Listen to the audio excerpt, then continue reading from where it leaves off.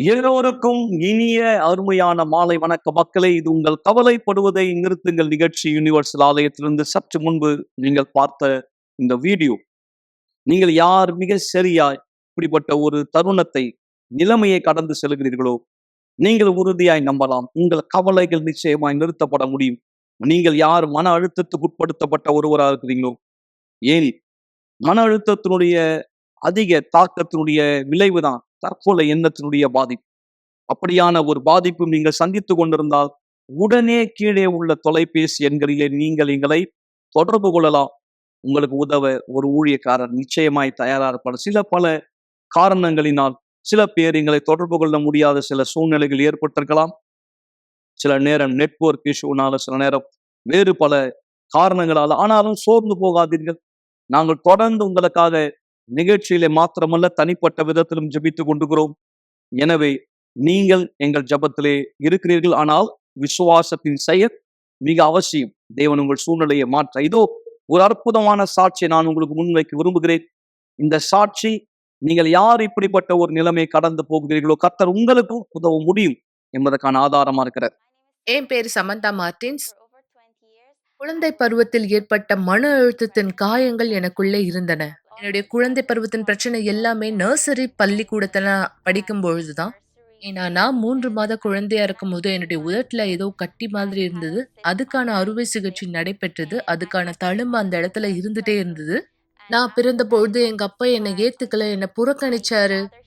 இது எல்லாத்தையும் வச்சு பசங்க என்ன கிண்டல் செய்வாங்க, கேலி செய்வாங்க, பேர் சொல்லி கூப்பிடுவாங்க. உனக்கு அப்பா இல்ல, உனக்கு யாருமே இல்லன்னு என்ன அவமானப்படுத்துவாங்க. எங்க அம்மா மட்டும் தான் அப்பா, அம்மாக்கான 2 கதாபாத்திரத்தையும் என் வாழ்க்கைக்குள்ளாக செஞ்சுட்டு இருந்தாங்க. இது எல்லாமே நான் பிரைமரி பள்ளிக்கூடத்துல சேரும்போதும் நடந்தது. செகண்டரி பள்ளிக்கூடத்துல படிக்கும்பொழுதும் நடந்தது. ஆனா நான் செகண்டரி பள்ளிக்கூடத்த படிக்கிற சமயத்துல என் அம்மா வேற ஒருத்தர திருமணம் செஞ்சு கொண்டாங்க. அதன் மூலமா எனக்கு அவர் அப்பாவா ஆனாரு. அவர் எப்பொழுதும் குடிப்பழக்கத்துக்கு அடிமையா இருந்தாரு. சில நேரத்துல புகைப்பிடிப்பாரு. தேவையில்லாத காரியத்துக்காக 2 பேரும் பயங்கரமா வாக்குவாதம் செய்யக்கூடியவங்களா இருந்தாங்க. சில நேரத்துல நான் வீட்ட விட்டு வெளியேறணும்னு விரும்புவேன். ஏன்னா, இது எனக்கு ரொம்ப அதிகமா இருந்தது. ரொம்ப மோசமா இருந்தது. அதன் பிற்பாடு நான் ஒரு உறவுல ஈடுபட்டேன். முன்னாடி அந்த உறவு நல்லபடியா இருந்தது. நான் 23 வயதுல ஒரு பெண் குழந்தையினால கர்ப்பம் தரிக்கப்பட்டேன். அதன் பிற்பாடு தான் அவர்கிட்ட நான் மாற்றத்த பார்த்தேன். உடல் ரீதியாவும், மன ரீதியாவும் என்ன துன்புறுத்தினாரு. அவர் எல்லாவற்றிலும் மாறினாரு. நான் யார்கிட்ட உதவி கேட்கறதுன்னு தெரியாது. என் தாயார் இடத்துல உதவி கேட்கலாம், இல்ல மற்றவங்க கிட்ட உதவி கேட்கலான்னு பார்த்தா, என்ன விட அவங்களுடைய பிரச்சனை மிகவும் மோசமானதா இருந்தது. என் மகள பெற்றெடுத்த பிற்பாடு நான் எடை கூடிட்டேன். அதனால என்னுடைய பார்ட்னர் என்ன சொன்னாரு, "நீ இந்த மாரி குண்டா இருக்க, நல்லாவே இல்ல பாக்க" அப்படின்னு என்ன சொன்னாரு. "நீ ஒருபோதும் உன்ன கண்ணாடில பார்த்ததே கிடையாதா?" அப்படின்லாம் கேட்டிருக்காரு. நான் என்ன ஒருபோதும் கண்ணாடில பார்த்துக்கணும்னு நான் விரும்பினதே கிடையாது. ஏன் தெரியுமா? நானே நெனச்சிருக்கேன், நான் முன்ன மாதிரி அழகா இல்ல. நான் முன்ன மாரி தகுதியானவளா இல்ல. நான் பார்க்க அசிங்கமா இருக்கேன். நெறைய மாறிட்டேன். மேலும் சின்ன வயசுலருந்து இது நாள் வரைக்கும் எனக்குள்ளாக இருந்த அந்த காயங்கள் எதுவுமே மாற்றம் அடையலங்கிறத பார்க்கும்பொழுது, நான் ரொம்பவும் மன அழுத்தத்துக்கு ஆளானேன். அது என்ன சோர்வுடையதாக்குச்சு. நான் பலமுறை தற்கொலைக்கு முயற்சி எடுத்திருக்கேன். ஆனா, என்னால அத செய்ய முடியல. என் கைகள அறுத்துக்க முயற்சி எடுத்திருக்கேன். காலாவதியான மாத்திரைகள சாப்ட்டுருக்கேன். காலாவதியான உணவுகள சாப்பிடுறதன் மூலமா, அது விஷமா இருக்கு. ஒரு தடவ நான் அந்த மாரி கெட்டுப்போன சாப்பாட சாப்ட்டுருக்கேன். நான் அந்த மாதிரி நான் கொஞ்சம் கொஞ்சமா சாப்பிடும்போது, அது விஷமா மாறி நான் அந்த மாரி இறந்துருவேன் அப்படின்னு நெனச்சேன். என்னுடைய சாவு தான் எல்லாத்துக்குமே முடிவா இருக்கும்னு நான் நெனச்சேன். ஏன்னா, என் மேல அக்கறை காட்டுறதுக்கு, அன்பு செலுத்துறதுக்கு யாருமே இல்ல இங்க. என்ன வெளிப்படுத்தி சொல்றதுக்கும் எனக்கு யாருமே கிடையாது. நான் இந்த காலாவதியான மாத்திரைகள எடுத்துக்கொண்டு இருக்கபோது கூட நெனச்சேன், நான் இறந்துட்டேன்னா, என்னுடைய மகள யார் பார்த்துப்பா? யாரு என்ன போல என் மகள பார்த்துப்பாங்க? யாருமே என் மகள பார்த்துக்க முடியாதுன்னு நான் யோசிச்சேன். அந்த காரணத்தினால நான் நிறுத்துனேன். அத புறக்கணிச்சேன். இல்ல, நான் இத செய்யவே கூடாதுன்னு நான் யோசிச்சேன். என்னுடைய தோழி தான் என்ன யுனிவர்சல் ஆலயத்துக்கு அழைத்து கொண்டு வந்தாங்க. அவங்களோட சேர்ந்து நான் வெள்ளிக்கிழமையில வர ஆரம்பிச்சேன். அந்த வெள்ளிக்கிழமையில முதல் ஜெபத்துல நான் பெற்றுக்கொண்ட விடுதலையினால, நான் வீட்டுக்கு போனேன். ராத்திரி நல்லபடியா தூங்குனேன். சமாதானத்தோட தூங்குனேன். அதனால நான் ஒவ்வொரு வெள்ளிக்கிழமையும் அவளோட வர ஆரம்பிச்சேன். ஏன்னா, எனக்குள்ளாக நான் மாற்றத்த பார்க்க ஆரம்பிச்சேன். ஆவிக்குரிய பாதிப்புகள் இனிமேலும் எனக்குள்ளாக இல்ல. மேலும் நான் தொடர் சங்கிலி ஜெபத்துல கலந்துக்கிட்டேன். மேலும் தொடர்ந்து மன அழுத்தத்துக்காகவும், ஆவிக்குரிய பாதிப்புகள்லிருந்து விடுதலை ஆகணும்னு சொல்லி ஜெபிக்க ஆரம்பிச்சேன். முதலாவது ஆவிக்குரிய பாதிப்புகள் நிறுத்தப்பட்டது. மேலும் நான் மன அழுத்தத்திலிருந்து முழுமையா விடுதலையாக்கப்பட்டேன். மேலும் பாஸ்டர் பரிசுத்த ஆவி இருந்தா மட்டும் தான் நாம சந்தோஷமா இருக்க ஒரே வழின்னு போதிச்சிட்டு இருந்தாரு. அதன் மூலமா நான் கத்துக்கிட்ட பரிசுத்த ஆவியானவர் எவ்வளவு முக்கியத்துவமானவர்னு. அதனால என்னுடைய பழைய வாழ்க்கைய விட ஆரம்பிச்சேன். மன்னிக்க ஆரம்பிச்சேன். என்னுடைய பழைய சிந்தனைகள விட ஆரம்பிச்சேன். எல்லாமே போகட்டும்னு விட்டுட்டேன். நான் கீழ்ப்படிய ஆரம்பிச்சேன். பாஸ்டர் என்னெல்லாம் சொல்றாங்களோ அது எல்லாத்தையும் செய்ய ஆரம்பிச்சேன். ஏன்னா நான் இதத்தான் விரும்புறேன். நான் சந்தோஷமா இருக்க விரும்புறேன். நான் சந்தோஷத்துல களி கூற விரும்புறேன். பூரிக்க விரும்புறேன். ஏன்னா இந்த சந்தோஷம் என் வாழ்க்கையில ஒரு நாள் கூட இருந்தது கிடையாது. மேலும் சமாதானம், சந்தோஷம் இது எல்லாத்தையும் என் வாழ்க்கையில நான் ஒருபொழுதும் பார்த்ததே கிடையாது. அதனால தான் நான் ஜெபிக்க ஆரம்பிச்சேன். 6 மணிக்கு அதிகாலையில ஜெபிச்சேன். 3 மணிக்கு ஜெபிச்சேன். 9 மணிக்கு, 3 மணிக்கு ஜெபிக்க ஆரம்பிச்சேன். கூட்டங்கள்ல கலந்துக்க ஆரம்பிச்சேன். நான் எல்லாவற்றையும் செய்ய ஆரம்பிச்சேன்.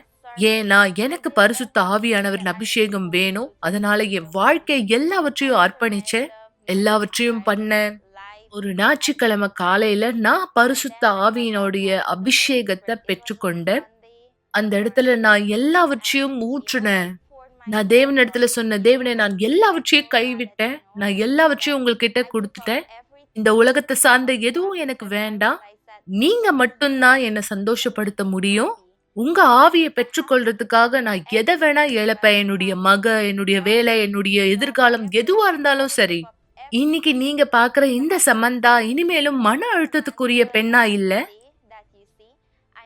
நான் எப்பொழுதும் சந்தோஷமா இருக்கேன். என்ன சுற்றி இருக்கிறவங்களையும் நான் சந்தோஷப்படுத்துறவளா இருக்கேன்.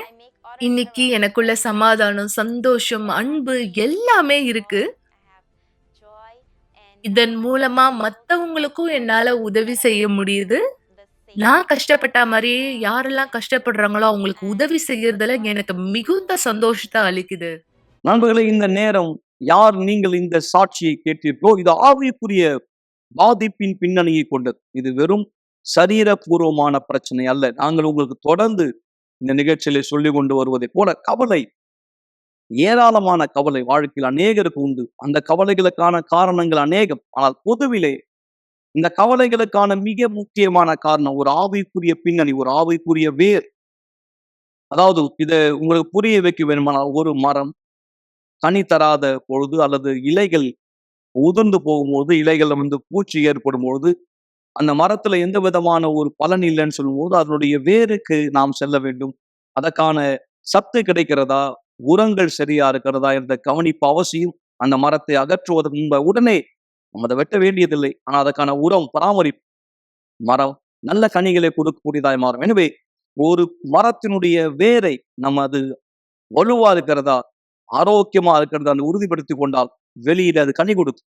நம்முடைய வாழ்க்கையும் கூட அப்படிதான் நண்பர்களே. வெளியிலே நம்ம இந்த பாதிப்புகளை சந்திக்கும் போது நம்ம உடனே ஒரு தோல்விகரமான முடிவுக்கு சென்று விடக்கூடாது. ஆனால் அதனுடைய பின்னணி என்ன என்று கவனிக்கும் போது, வேறு என்ன என்று பார்க்கும்போது, கண்டிப்பாய் இப்படிப்பட்ட பிரச்சனைகள் ஒரு ஆவிக்குரிய பின்னணியை கொண்டிருக்கிறது. எனவேதான் வெள்ளிக்கிழமையிலே நாம் இதற்கான விசுவாசத்தின் செயலை வெளிப்படுத்துகிறோம்.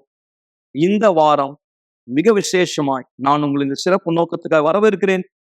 வெள்ளிக்கிழமை நாம் செய்ய போவது என்ன நீங்கள் பார்க்கும்படி நான் விரும்புகிறேன். இந்த நேரம் நாம் இங்கே ஒன்றிணைந்திருக்கிறோம். என்னோடு pastor Naresh, pastor Philip, pastor Vijay ஒன்றிணைந்திருக்கிறார்கள். இந்த நேரம் மக்களே, நாம் இந்த பரிசுத்த வஸ்திரத்தை ஆசீர்வதிக்க போகிறோம். ஆனால் இந்த பரிசுத்த வஸ்திரத்தை ஆசீர்வதிப்பதற்கு முன்பாய், அதாவது பாஸ்டர் நரேஷ், நாம் பைபிள்ல இந்த சம்பவத்தை குறித்து பார்க்கும்போது 12 வருஷம் உதிரப்போக்கு வியாதியால் பாதிக்கப்பட்ட பெண், பைபிள் மிக தெளிவாய் சொல்கிறது, இயேசு கிறிஸ்துவினுடைய ஆடையின் ஓரத்தை நான் தொட்டால் சொஸ்தமாவேன் என்று தன் உள்ளத்தில் எண்ணிக்கொண்டு வந்து ஆடையின் ஓரத்தை தொட்டால். கண்டிப்பா இந்த அதிசயம் நடைபெறுவதற்கான மிக அடிப்படையான முக்கிய காரணம் பாஸ்டர் நரேஷ், நீங்க நினைக்கிறது என்ன? மிக நிச்சயமாக இந்த நபர் இயேசுனிடத்துல சந்திக்க வந்த பொழுது, அவர் இயேசு தனியாக இல்லை, ஜனக்கூட்டத்தால் நிரப்பப்பட்டவரா இருந்தார். அநேக ஜனங்கள் அவர் இந்த நெருக்கி கொண்டிருந்தார்கள். பைபிள் தான் சொல்லுது பாஸ்டர். ஆனா என்ன விசுவாசம் இந்த பெண் தீர்மானமானது இருந்தார். நான் போய் நான் இயேசுவை பார்க்க வேண்டியதில்லை, நான் இயேசுவை இந்த இடத்துல பேச வேண்டியதில்லை, இயேசு தலை மேல கை வைக்க வேண்டியதில்லை, அவருடைய ஆடையின் ஓரத்தை தொட்டார். இங்குதான் விசுவாசமானது பிறந்தது. அந்த நபர் தான் விசுவாசத்தபடியே இயேசு பின்பாக வந்து அவர் ஆடையை தொட்ட பொழுது இயேசு சொன்னார், என்னிலிருந்து வல்லமை புறப்பட்டதை கண்டேன். பல மக்கள் ஆலயத்துக்கு வருகிறவராக இருக்கலாம், ஆனா தீர்மானம் இல்லாத ஒருவராக இருப்பார்கள். ஆனால் மிக நிச்சயமாய் அவர்களுடைய வருகை வெறும் ஆலயத்துக்கு வந்து போகக்கூடியதா இருக்கு தவிர அதிசயத்தினுடைய சாட்சியிலும். ஆனா இந்த பெண்ணை போல யார் விசுவாசம் உள்ளவராய் தேவனுடைய வல்லமையை பார்க்க நான் தீர்மானிக்கிறேன், அந்த தீர்மானம் உள்ளவராய் வருகிறார்கள், தேவன் அதி அற்புதமான காரியத்தை இன்னைக்கும் இந்த நாளும் செய்ய வல்லமை உள்ளவராய் இருக்கிறார். கண்டிப்பா நீங்கள் யார் எங்களை பார்த்து கொண்டிருக்கீங்களோ, இந்த 12 வருட உதிரப்போக்கு வியாதியினுடைய பாதிப்பை உணர்ந்த பெண்ணை போல நீங்கள் அநேகர் மக்களே, நீங்க எந்த ஏரியாவை சேர்ந்தவங்களோ, சென்னையில, தமிழ்நாட்டுல, இந்தியாவின் எந்த மாநிலத்தை சேர்ந்தவர், நீங்கள் உங்களுடைய சரீரத்திலேயே உங்க மனதுல பலவிதமான வழிகளை உணர்ந்து கொண்டிருக்கிறீர்கள். இயேசு கிறிஸ்து நேற்றும் இன்றும் அன்பர்களே என்றும் மாறாது.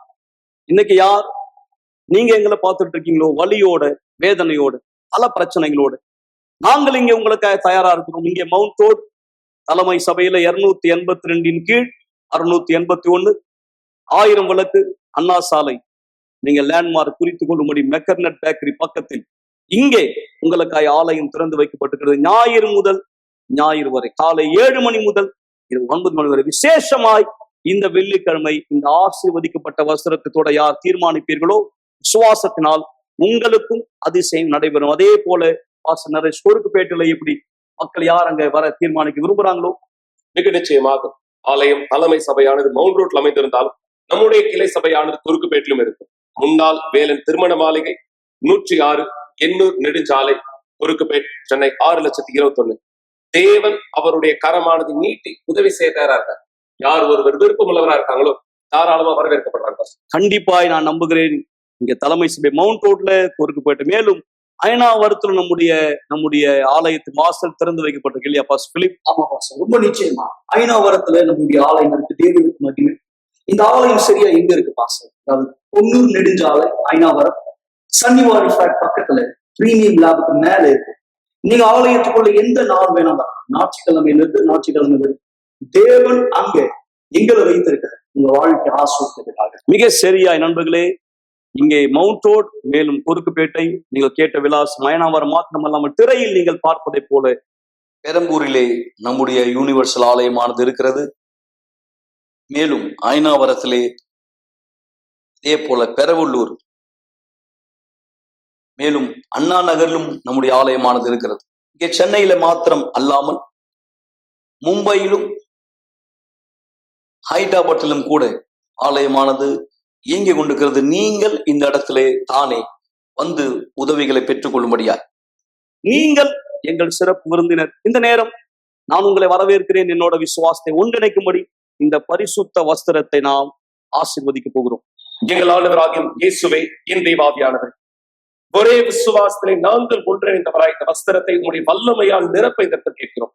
யாரெல்லாம் இந்த வெள்ளிக்கிழமை தேவன் எங்களோடு இணைந்தவராய் இந்த வஸ்திரத்தை தொடும்படியா இந்த இடத்துல வருவார்களோ, கடந்த காலத்திலே 12 வருடமாய் உதிரப்போக்கு வியாதியோடு கஷ்டப்பட்ட அந்த பெண்மணி தன் முயற்சி எல்லாவற்றிலும் சற்றாகிலும் குணமாக்கலை பார்க்க முடியாதவளாய் இருந்தார். ஆனால் அவருடைய தீர்மானத்தை எடுத்து அவர் இந்த வஸ்திரத்தை தொட்ட பொழுதும் தேவனே அந்த அதிசயம் நடந்தது. இந்நாளும் நீர் மாறாதவர் என்பதை மக்கள் காணும்படியாக பல மக்களுக்கு நீர் உதவியானது செய்து கொண்டிருப்பது போல வரப்போகிற ஒவ்வொரு மக்களும் இந்த வல்லமையினாலே உங்களுடைய பதிலை பெற்றுக்கொள்ள ஒரே ஆவியிலே ஒரே விசுவாசத்தை நாங்கள் ஒன்றிணைந்தவராய் உண்மை நோக்கி இந்த கேட்கிறோம் இயேசு கிறிஸ்துவின் நாமத்தினாலே ஆமென். தகப்பனே, இதான் எங்கள் விசுவாசம். நீர் நேற்றும் இன்றும் என்றும் மாறாதவர். அக்காலத்திலே வேதனையோடு வந்து மாடையை தொட்ட பெண் தன்னுடைய வேதனை நீங்கி ஆரோக்கியம் அடைந்ததை உணர்ந்தார். அதே போல் செய்வினை, சாபங்கள், தற்கொலை எண்ணங்கள், கெட்ட கனவுகள், பரம்பரை சாபம், தோஷம், திருமண வாழ்க்கையினுடைய சாபம், தூக்கமின்மைகள், கெட்ட கனவுகள், என் தேவனே, ஆவிக்குரிய பாதிப்பினால் யாரெல்லாம் கஷ்டப்படுகிறார்களோ இந்த வெள்ளிக்கிழமை இந்த ஆசீர்வதிக்கப்பட்ட வஸ்திரத்தை தொடும்போது தீர்க்க முடியாதவைகள் தீர்க்கப்படுவதாய் இதான் நாங்கள் அறிக்கை செய்கிறோம். இந்த வஸ்திரத்தை ஆசீர்வதிக்கிறோம் ஆண்டவராகிய இயேசுவின் பெயராலே, ஆமென்.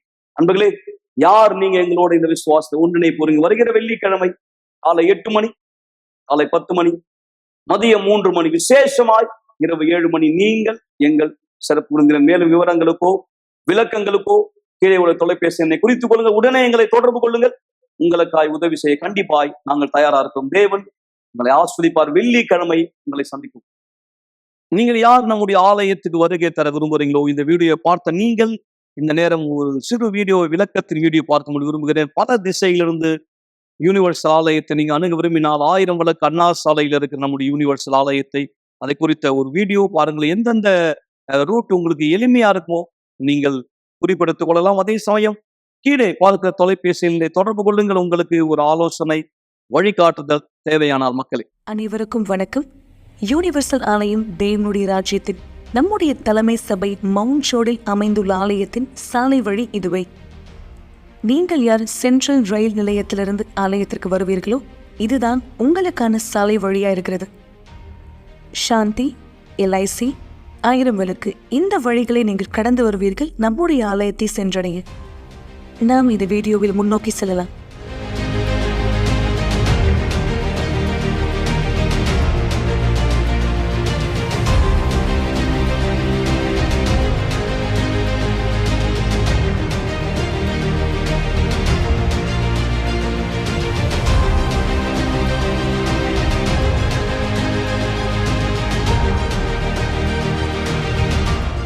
நீங்கள் யார் பேருந்தில் பயணம் செய்து ஆலயத்துக்கு வர வேண்டியதாக இருக்கிறதோ, இப்பொழுது நீங்கள் பார்க்க போகிற இந்த பேருந்து நிறுத்தம் இந்த இடத்தில்தான் ஆனந்த் தேட்டர். இந்த பேருந்து நிறுத்தம் தான் உங்களுக்கானது. நீங்கள் ஆலயத்திற்கு வருவதற்கு இங்குதான் இறங்க வேண்டும். இந்த இடத்தில் நீங்கள் இறங்கின பிற்பாடு இதற்கு எதிரில் உங்களால் ஆலயத்தை பார்க்க முடியும். ஹெல்ப் சென்டர், நம்முடைய உதவி மையம் இந்த இடத்தில் இருக்கிறது.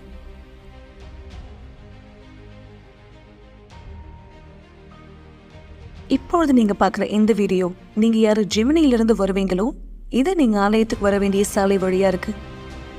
தேனாம்பேட்டை, டிநகர், வள்ளுவர் கூட்டம், கோடம்பாக்கம் இந்த சுற்றுப்புறத்தில் வாழ்கிற நீங்கள் அல்லது யார் ஜெமினி சைடு நீங்கள் ஆலயத்துக்கு வருவீங்களோ இதுதான் நீங்கள் தாண்டி வர வேண்டிய வழி.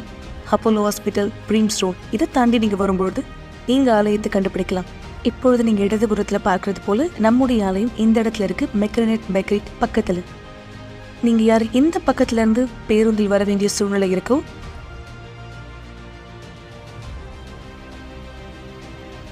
இப்போது நீங்க பார்க்க போற இந்த பேருந்து நிறுத்தம் தான் உங்களுக்கானது. இந்த இடத்துல இருந்து இறங்கி இதற்கு பின்பாக நீங்க நடந்து வரும்பொழுது ஆலயத்தை கண்டுபிடிக்கலாம். நீங்க இந்த மேப்ல பார்க்கறது போல பஸ் ஸ்டாண்ட்ல இருந்து நீங்க ஆலயத்தை கண்டுபிடிக்க. நன்றி.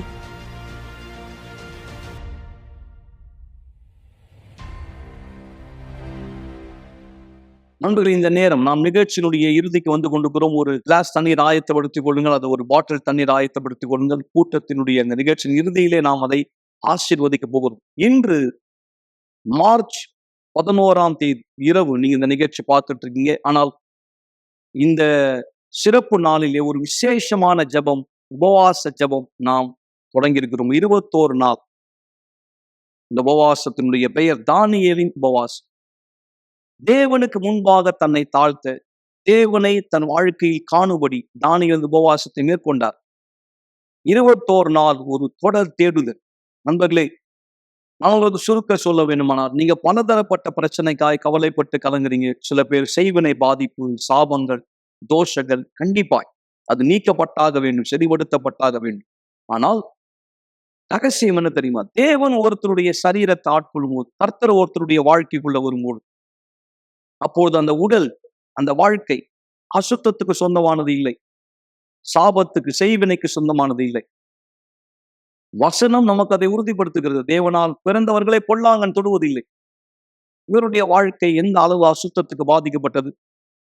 ஏன்னா ஒரு உடம்புல, ஒரு வாழ்க்கையில தேவனுடைய பிரசனம் இல்லாமையினால் பிற்பாடு அவர் புரிந்து கொண்டு ஆண்டவருக்கு தன்னை அர்ப்பணித்து தருணம், பரிசுத்தாவி தனக்குள் வர அனுமதித்த தருணம், எந்த அளவு செய்வனையின் கிரியை நீக்கப்பட்டு புத்தம் புது வாழ்க்கை, வெறும் பிரச்சனை நீங்கியது மாத்திரமல்ல, புத்தம் புது வாழ்க்கை அவருக்கு வாக்களிக்கப்பட்ட அற்புதமான சாட்சி நீங்க பார்க்கும்படி விரும்புகிறேன்.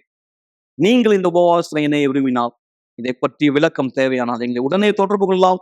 நாங்கள் உங்களுக்கு உதவ தயாராக. என் பேர் ஜெயமதி. என்னுடைய வயசு 33. முன்பாக என்னுடைய வாழ்க்கை முற்றிலுமா அழிக்கப்பட்டதா இருந்தது. செய்வின பிரச்சனை, பயம், தாழ்வு மனப்பான்மை, தற்கொலை எண்ணம், எதை செஞ்சாலும் தோல்வி மனப்பான்மை, எதிலுமே என்னால் வெற்றியை பார்க்க முடியாது. ஏன்னா என்னுடைய சிந்தனையில தோல்வியானது இருந்தது. எனக்கு ராத்திரியில தூக்கம் வராத பிரச்சனைகள் மிகவும் அதிகமா இருந்தது. என்னுடைய அப்பா செய்வினையினால தான் இறந்தாரு. அதே செய்வினை என்னையும் எங்க அம்மாவையும் பாதிச்சது. எனக்கு சின்ன வயசுல இருந்தே தூக்கம் வராத பிரச்சனை இருந்தது. இன்னும் சொல்ல போனா நான் நிறைய யோசிப்பேன், எனக்கு மட்டும் ஏன் என் வாழ்க்கையில இவ்வளோ பிரச்சனை நடக்குது, என் வாழ்க்கையில மட்டும் ஏன் இந்த மாதிரியான தோல்விகள் வருது, பயம் வருது, நான் சின்ன குழந்தை தானே, ஏன் என் வாழ்க்கையில இவ்வளோ பாதிப்புகள் இருக்குன்னு நான் யோசிச்சிருக்கேன். அதை நினைச்சு வருத்தப்பட்டிருக்கேன். இந்த பயம் நாளடைவில் என்னுடைய வாலிப வயதுலையும் என்னை பாதிச்சுது. என்னால் பள்ளிக்கூடத்தில் ஃபோக்கஸ் பண்ண முடியல. என்னுடைய வாழ்க்கையில தற்கொலை எண்ணமானது இருந்தது. இந்த வாழ்க்கையை வாழவே பிடிக்கல எனக்கு. ஏன்னா எனக்கு நிம்மதியே கிடையாது. இந்த பிரச்சனைகளோட நான் 16 வருஷமா கஷ்டப்பட்டுட்டு இருந்தேன். இந்த பிரச்சனைகளுக்காக நான் நிறைய பீடத்துக்கு போயிருக்கேன். உதாரணத்துக்கு மருத்துவர்கிட்ட போயிருக்கேன், செய்வினை எடுக்கிறவங்க கிட்ட போயிருக்கேன், நிறைய பீடத்துக்கு போயிருக்கேன். ஏன்னா என்னுடைய பிரச்சனையானது மாறணுங்கிறதுக்காக. அதற்காக நான் தங்கத்தை தியாகமா கொடுத்துருக்கேன், நிறைய விதமான வெள்ளிகளை தியாகமா கொடுத்துருக்கேன், உணவு பொருட்கள், நிறைய விதமான உடைகள், என்ன விதமான ஆவிக்குரிய ரீதியா நான் எதெல்லாம் செய்ய முடியுமோ, பண ரீதியா எதெல்லாம் செய்ய முடியுமோ நான் எல்லாவற்றையும் கொடுத்தேன். ஆனா எந்த பீடமும் எனக்கு உதவி செய்யல. யாரெல்லாம் எதுக்காக என்னென்ன சொல்றாங்களோ நான் அதை எல்லாத்தையும் செய்வேன். என்னுடைய வாழ்க்கையில நான் இதெல்லாம் செஞ்ச பிற்பாடும் கூட என் வாழ்க்கையில நான் எந்த மாற்றத்தையுமே பார்க்கல. என்னுடைய வாழ்க்கையில இன்னும் பிரச்சனை ஜாஸ்தியாச்சு. ஒரு பிரச்சனை போனா இன்னொரு பிரச்சனை வரும்னு பார்ப்பாங்க. ஆனா என்னுடைய வாழ்க்கையில பிரச்சனை இருக்க இருக்க மோசமா போச்சு. என்னால உயிர் கூட வாழ முடியாதுன்னு நான் நினைச்சிருக்கேன். நான் யூனிவர்சல் ஆலயத்தை எப்படி கண்டடைஞ்சேன்னா, ஒரு ஊழியக்காரர் மூலமாக அவங்க என்ன அழைச்சிருந்தாங்க. நான் உடனடியா ஆலயத்துக்கு வரல. நான் ரொம்பவும் பிடிவாதம் பிடிச்சேன். ஏன்னா நான் நிறைய இடத்துக்கு போயிருக்கேன், இங்க மட்டும் என்ன நடக்க போகுது அப்படின்னு நான் நினைச்சிருக்கேன். நான் இந்த மாதிரியாக தான் யூனிவர்சல் ஆலயத்துக்கு மிகவும் நிறைய பிரச்சனைகளோட வந்தேன். ஆமா, நான் ஆலயத்துக்கு வரும்பொழுது எனக்கு எதுவுமே புரியாது, எனக்கு எதுவும் தெரியாது. ஏன்னா நான் நிறைய இடத்துக்கு போனதுனால ஆலயமும் யூனிவர்சல் ஆலயமும் அதே மாதிரிதான் இருக்கும்னு நான் நினைச்சு வந்தேன். ஆனா நான் இங்க வந்த பிற்பாடு விசுவாசின் வார்த்தையை ஏத்துக்கிட்டேன். அதன் பிற்பாடு நான் என்னுடைய சொந்த ஜபத்தை செஞ்சேன். நான் தேவன் இடத்துல சொன்னேன், தேவனே நீங்க உயிரோட இருக்கீங்கன்னா எனக்கு இந்த பிரச்சனையில இருந்து விடுதலை கொடுங்க. நான் செஞ்ச முதல் ஜபம் என்னுடைய தூக்கம் வராத பிரச்சனையில இருந்து விடுதலை ஆகணும். ஏன்னா நான் பல பீடத்துக்கு போய் நான் எந்த விதமான பதிலையும் பார்க்கல. இப்ப நான் இந்த பீடத்துக்கு வந்திருக்கேன். உண்மையாகவே தேவன் இந்த இடத்துல இருந்தா தேவன் எனக்கு பதில் கொடுக்கணும்னு நான் நினைச்சேன். நான் அன்னைக்கு செஞ்ச ஜபத்துல நான் விடுதலையை பார்த்தேன். தூக்கம் வராத பிரச்சனையில இருந்து நான் விடுதலையை பார்த்தேன். அன்னையில இருந்து இன்னைக்கு வரைக்கும் நான் நல்லபடியா உறங்குறேன். எனக்கு எந்த பிரச்சனையும் கிடையாது. நான் வரும்பொழுது எனக்கு பயமானது இருக்கும். எப்படி சொல்றது அந்த பயம்? என்னால வீட்டுல தனியா இருக்க முடியாது, அந்த அளவு பயமானது இருக்கும். ஆனா நான் ஒவ்வொரு வெள்ளிக்கிழமை தொடர் சங்கிலி ஜபத்துல செய்வினையிலிருந்து, என்னுடைய வாழ்க்கையின் சாபத்திலிருந்து, பயத்திலிருந்து நான் விடுதலையை பார்த்தேன். அதன் பிற்பாடு நான் ஆலயத்துக்கு உண்மைத்தன்மையா இருக்கணும். நான் தஸ்ம பாகத்தை பத்தி தெரிஞ்சுக்கிட்டேன். எப்படி நாம உண்மையா இருக்கணுங்கிறத கத்துக்கிட்டேன். அதன் பிரகாரம் நான் புதன்கிழமை, வெள்ளிக்கிழமை, ஞாயிற்றுக்கிழமை தொடர் சங்கிலி ஜபம் செஞ்சேன். என்னுடைய வாழ்க்கையில, என்னுடைய ஆவிக்குரிய வாழ்க்கையில நான் மாற்றங்களை பார்க்க ஆரம்பிச்சேன். ஆனா அது மட்டும் போதாதுன்னு நான் தொடர்ந்து ஆலயத்துக்கு வர ஆரம்பிக்கும் போது இஸ்ரவேல் சிறப்பு நிகழ்ச்சியானது வந்தது. அந்த இஸ்ரவேல் சிறப்பு நிகழ்ச்சியில எல்லாமே இல்லைன்னா எதுவும் இல்லைன்னு சொன்னாங்க. எனக்கு அப்ப புரியல, எல்லாமே இல்லைன்னா எதுவும் இல்லைன்னா என்ன சொல்றாங்க அப்படின்னு நான் யோசிச்சேன். ஆனா நான் அந்த இஸ்ரவேல் சிறப்பு நிகழ்ச்சியை கூர்ந்து கவனிச்சேன், என்ன பண்ணணும் அப்படின்னு. யாரும் என்கிட்ட சொல்லல. ஆனா நானும் என்னுடைய தாயாரும் தீர்மானிச்சோம், எங்க வாழ்க்கையில இருக்கிற செய்வின பிரச்சனை வெளியே வரணும்னா நான் பல பீடத்துக்கு போய் பல விதமான தியாகத்தை செஞ்சிருக்கேன். ஆனா இன்னைக்கு உண்மையான தேவன் என்னை விடுதலையாக்கணும்னா என்னுடைய தியாகத்தை நான் செய்யணும்னு நினைச்சேன். அதனால எங்க வீட்டுல இருக்கிற எல்லா பொருளையும் எடுத்தோம். எங்க கிட்ட இருக்கிற உடை, 2 தட்டு, அது மட்டும்தான் வச்சிருந்தோம் வீட்டுல. மற்றபடி எங்க கிட்ட இருந்த TV, fridge, sofa, bank balance, என்னென்னலாம் இருக்கோ, பைக், எல்லாத்தையும் எடுத்தோம், வித்தோம், பீடத்தின் மீது வச்சோம். இது வரைக்கும் எங்களால எந்த தேவனும் எந்த ஒரு பீடமும் எங்களை காப்பாற்ற முடியல. ஆனா நாங்க உயிருள்ள தேவனுடைய பீடத்தின் மீதாக தியாகத்தை செஞ்ச பொழுது செய்வினையிலிருந்து முற்றிலுமா விடுதலையை பார்த்தோம்.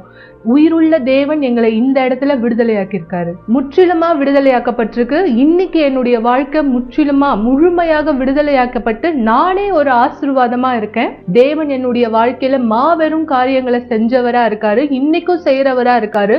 என்னுடைய வாழ்க்கையில திருமணமே நடக்காதுன்னு நினைச்சிருந்தேன் நானு. ஆனா இன்னைக்கு நான் ஆசீர்வதிக்கப்பட்ட திருமணத்தை பெற்றிருக்கேன், சமாதானத்தை பெற்றிருக்கேன். அதுக்கும் மேலாக அவருடைய ஆவியானது எனக்குள்ளாக இருக்கிறது. இந்த ஆவியானவர் என் கூட இருக்கிற காரணத்தினால எல்லாவற்றையும் ஜெயிக்க முடியும். இனிமேலும் எனக்கு அந்த பயம் கிடையாது, பலவீனம் கிடையாது, தற்கொலை எண்ணம் கிடையாது, செய்வின பிரச்சனை கிடையாது, சாவம் என் வாழ்க்கையில இல்ல. தேவன் என்னை முற்றிலுமா விடுதலையாக்கியிருக்காரு, என்னை ஆசீர்வாதமா மாத்திருக்கு. பல பேர் அதே தான் செய்யறாங்க, நான் செஞ்ச தவறை தான் செய்யறாங்க.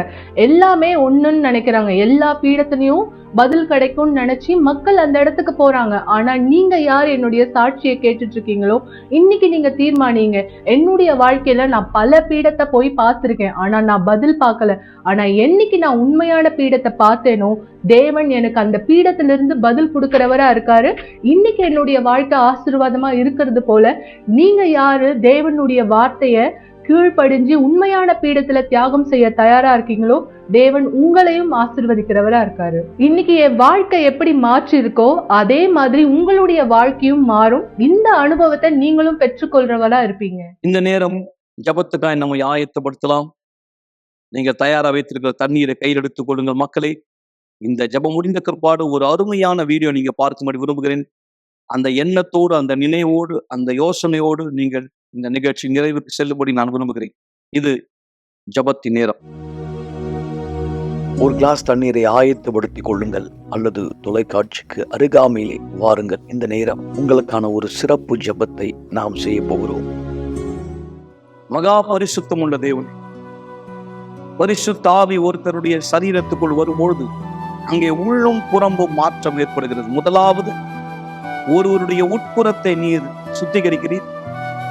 எருசலேமுக்குள்ளே நீர் சென்ற தருணம் உன் தியாகத்தை சிலுவையிலே செய்யும்படி முதலாவது நீர் ஆலயத்தை சுத்தமாக்கினீர்.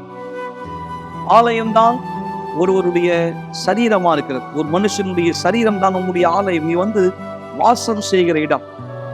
அங்கே விற்கிறவர்களை, வாங்குகிறவர்களை வியாபார சந்தையாய் நீர் பார்த்தபோது கொதிப்படைந்தீர்.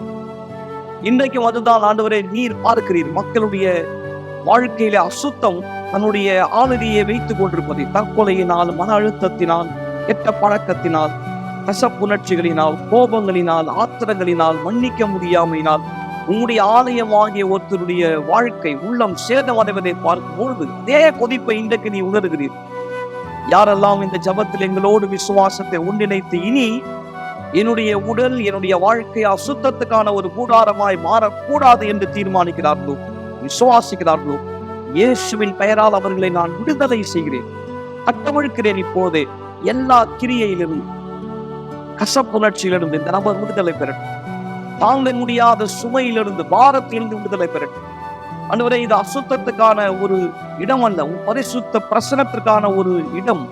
இந்த சரீரம் உடைய ஆலயம் என்பதான ஒரு வித்தியாசம், ஒரு தெளிவு இவருக்கு ஏற்படட்டும் தேவன். அதன் மூலமாய் இவர் உமக்கு தன்னை கொடுக்கிற தருணம், வார்த்தைக்கு கீழ்ப்படுகிற தருணம், ஆவி வந்து இவருக்குள் வாசம் செய்ய முடியும். தண்ணீரை ஆசீர்வதிக்கிறேன். இந்த ஜபத்தை பெற்றுக் கொள்கிற ஒவ்வொருத்தர் மீதும் உங்களுடைய வல்லமை அறிக்கை செய்கிறேன்.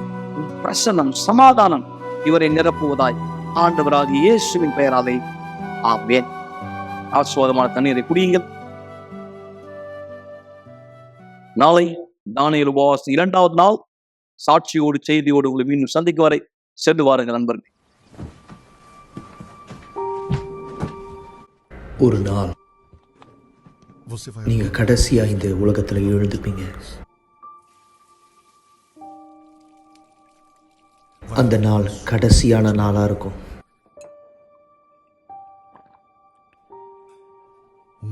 கடைசியா ஒரு முறை நீங்க காலை உணவை சாப்பிடுவீங்க.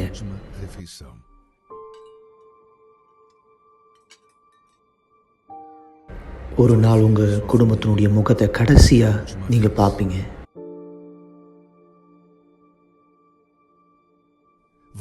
உங்களுடைய கடைசியான வார்த்தையை சொல்லுவீங்க. உங்களுடைய கண்கள் கடைசியா ஒரு முறை சிமிட்டும்.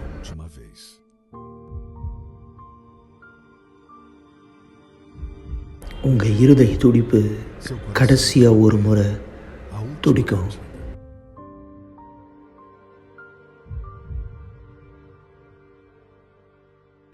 நீங்க கடைசியா ஒரு முறை மூச்சை இழுத்து விடுவீங்க.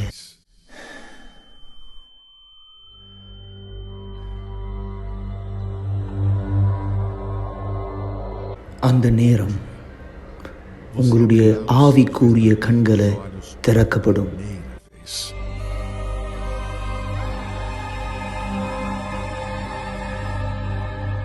அந்த நேரத்தில் நீங்க புரிஞ்சுப்பீங்க எந்த அளவுக்கு உங்களுடைய ஆத்மா உண்மையானது அப்படின்னு.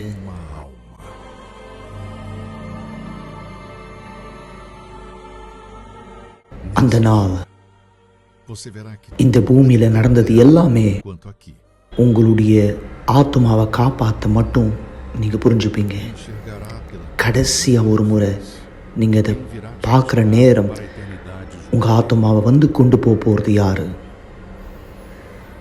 அந்த நேரம் நீங்க யார்கிட்ட உங்க நேரத்தை கொடுத்தீங்களோ, யார்கிட்ட உங்க நாளை கொடுத்தீங்களோ, யார்கிட்ட உங்க விருப்பத்தை செஞ்சீங்களோ, யாரை நீங்க வணங்குனீங்களோ, இந்த வாழ்க்கையில இது உங்களை பதட்டப்படுத்துதா இல்லை இது உங்களை உறுதிப்படுத்துதா? உங்க கடைசி நாள் இந்த பூமியில உங்களுடைய முதல் நாளாக அமைய போது பரலோகத்தில் தேவனோடு சந்தோஷமா அல்லது நித்திய கால மரணம் நரகத்தில்?